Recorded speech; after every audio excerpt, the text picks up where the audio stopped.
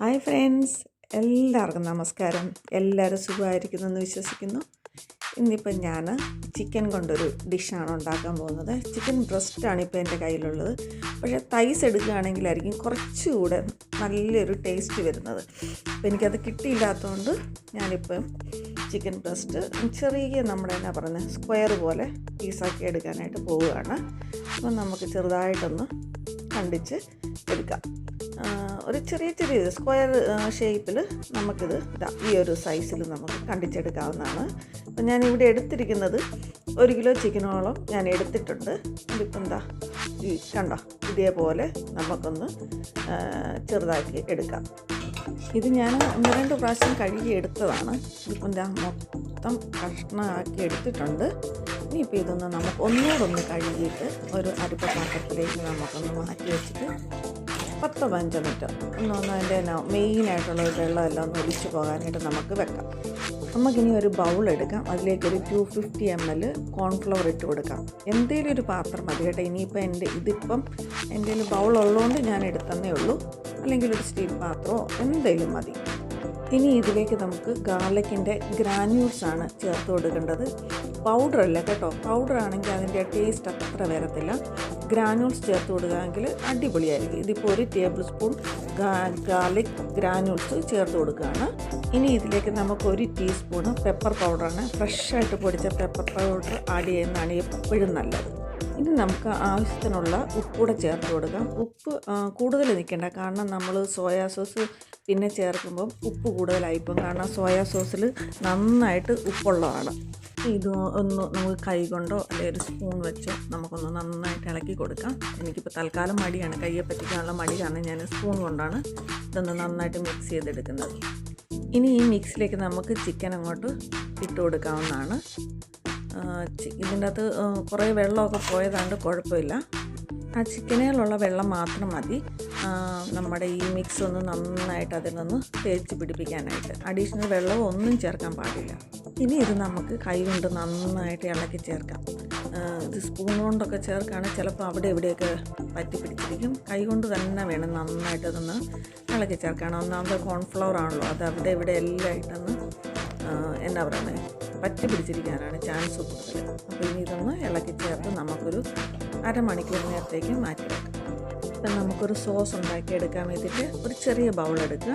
അതിലേക്ക് ഒരു 80 ml, ഇതിപ്പോൾ 125-ൻ്റെ ആണ്, പക്ഷേ അത്രയും ഹണി വേണ്ട. ഒരു 80 ml ഹണി. എൻ്റെ 80 ml മെഷർമെൻറ്റ് ചെയ്യുന്ന എന്താ പറയുന്നത് അതിൻ്റെ ആ സ്പൂൺ കാണുന്നില്ല. അപ്പോൾ ഈ 125-ലോട്ട് ഒരു 80 ml ഏകദേശം ഒഴിച്ച് നമുക്ക് കൊടുക്കാം. ഇനി ഇതിലേക്ക് നമുക്കൊരു 2 table spoon normal soya sauce, കാരണം ഇപ്പോൾ ലൈറ്റും ഡാർക്കും ഒക്കെ സോയ സോസ് വരുന്നുണ്ട്, പക്ഷേ അതിൻ്റെ ആവശ്യമില്ല കേട്ടോ. ഇത് നമ്മൾ ചേർത്ത് കൊടുത്താൽ മാത്രം മതി. ഇനി ഇതിലേക്ക് നമുക്ക് 1 ടേബിൾ സ്പൂണ് വിനെഗർ, നമ്മുടെ കയ്യിലുള്ള എന്ത് വിനെഗറാണേലും നമുക്ക് ചേർത്ത് കൊടുക്കാം. പിന്നെ ആപ്പിൾ സിഡർ വിനെഗർ ആണെങ്കിലും കുഴപ്പമില്ല. നമ്മുടെ ഫൈനൽ ഇൻഗ്രീഡിയൻറ്റ് 1 സ്പൂൺ ചില്ലി സോസാണ്. കാരണം ഹണി നല്ല മധുരമാണല്ലോ, നമുക്കൊരു ഇച്ചിരി എരിവൊക്കെ വേണ്ടേ. എരിവ് നന്നായിട്ട് വേണമെന്ന് തോന്നുന്നവർക്ക് ഒരു 2 ടീസ്പൂൺ ചില്ലി സോസ് ഇട്ട് കൊടുക്കാം. ഹണി ഗാർലിക് ചിക്കൻ ആയതുകൊണ്ട് അതിൻ്റെ ടേസ്റ്റാണ് നമുക്ക് മുന്നിട്ട് നിൽക്കേണ്ടത്. എരിവ് വേണ്ടവർക്ക് ആവശ്യത്തിന് ചേർത്ത് കൊടുക്കാവുന്നതാണ്. ഇതിപ്പോൾ ഹണിക്ക് നല്ല കൺസിസ്റ്റൻസി ആയതുകൊണ്ട് നമുക്കിത് നന്നായിട്ടൊന്ന് മിക്സ് ചെയ്ത് കൊടുക്കണം. എന്താ പറയുക, സോയ സോസിൻ്റെ പോലെ ഇതൊരു വെള്ളം പോലെ ആയി വരണം. കാരണം അല്ലെങ്കിൽ ചേർക്കുമ്പോൾ അവിടെ ഇവിടെ എല്ലാം കട്ട പിടിച്ചിരിക്കും. ഈ ഒരു പരുവം വേണം, വെള്ളം പോലുള്ള ഒരു പരുവം. ഇനിയിപ്പോൾ ഇതൊന്നും നമുക്ക് മാറ്റി വെക്കാം. ഇനി നമുക്ക് ഗാർലിക്കാണ് വേണ്ടത്.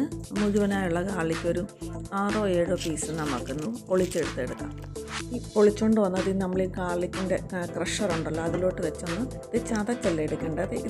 ഇതിലെടുക്കുകയാണെങ്കിൽ നമുക്ക് കുറച്ചുകൂടെ ചെറിയ പീസായിട്ട് കിട്ടും.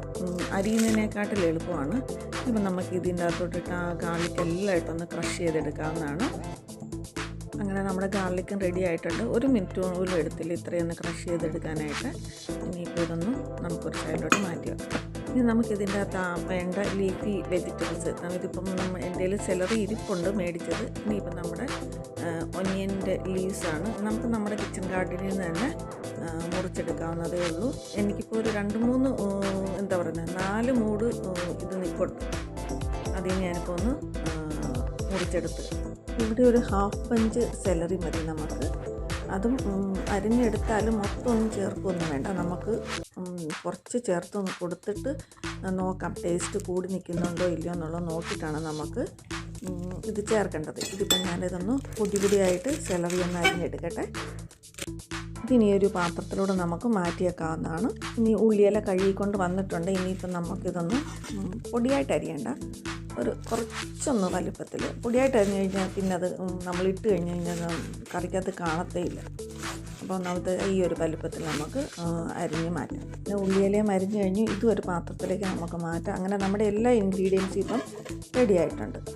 ആക്ച്വലി ഞാൻ ഈ പച്ചമുളകിൻ്റെ കാര്യം അങ്ങ് വിട്ടുപോയി. ഇപ്പോൾ ഒരു 4 പച്ചമുളക് നമുക്കൊന്ന് പൊളന്നെടുക്കാം. കംപ്ലീറ്റായിട്ട് മുറിച്ച് മാറ്റണ്ട. ഇപ്പോൾ ഒരു ചീനച്ചട്ടി അടുപ്പേ വെച്ച് ചൂടായി കഴിയുമ്പം നമുക്ക് എണ്ണ ഒഴിച്ച് കൊടുക്കാം. അതിലേക്ക് ഈ ചിക്കനും കൂടെ ചൂടായി കഴിയുമ്പോൾ എണ്ണ ചൂടായി കഴിയുമ്പോൾ ചിക്കനും കൂടെ ചേർത്ത് കൊടുക്കും. എണ്ണയിൽ ഈ ചിക്കൻ ഇങ്ങനെ മുങ്ങിക്കിടക്കുകയൊന്നും വേണ്ട, ജസ്റ്റ് ഒന്ന് ഹാഫ് മുങ്ങിയാലും മതി. ചിലർ കുറച്ച് എണ്ണയിൽ വറുത്തെടുക്കാറുണ്ട്, നിങ്ങളുടെ ഇഷ്ടം പോലെ. ഇപ്പം ഞാൻ ഹാഫ് മുങ്ങുന്ന പോലാണ് ചിക്കൻ എടുത്തിരിക്കുന്നത്, വറക്കാൻ എണ്ണ എടുത്തിരിക്കുന്നത്. ഇനിയിപ്പം നമുക്ക് മൊത്തം ഒന്ന് വറുത്തെടുക്കാം. ചിക്കൻ ഏകദേശം ഈ ഒരു കളറായി കഴിയുമ്പോഴത്തേക്കും നമുക്ക് കോരിയെടുക്കാം. ഇപ്പം നിങ്ങൾക്ക് കാണുമ്പം തന്നെ എനിക്കൊന്ന് മനസ്സിലാവുന്നത് നല്ല ക്രിസ്പി ആയിട്ടുണ്ട്. ഇനി വേറൊരു കുറച്ചുകൂടെ വലിയൊരു ചീനച്ചട്ടി എടുത്തിട്ട് അതിലേക്ക് നമ്മൾ യൂസ് ചെയ്ത ഓയിൽ തന്നെ നമുക്ക് കുറച്ച് ഒഴിച്ച് കൊടുക്കാം. മൊത്തമൊന്നും വേണ്ട.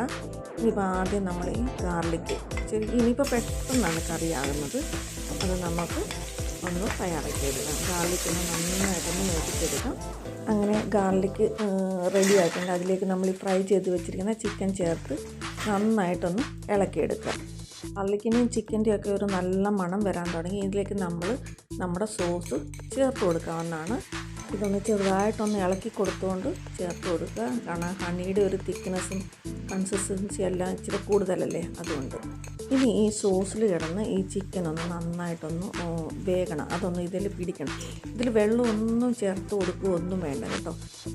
ഈ ഒരു സോസ് ധാരാളമാണ് കേട്ടോ. ഇനി ഇതിപ്പോൾ ഏകദേശം അതെല്ലാം പിടിച്ചിട്ടുണ്ട്. നമുക്കിതിന് പകുതി സെലറി ചേർത്ത് കൊടുക്കാം.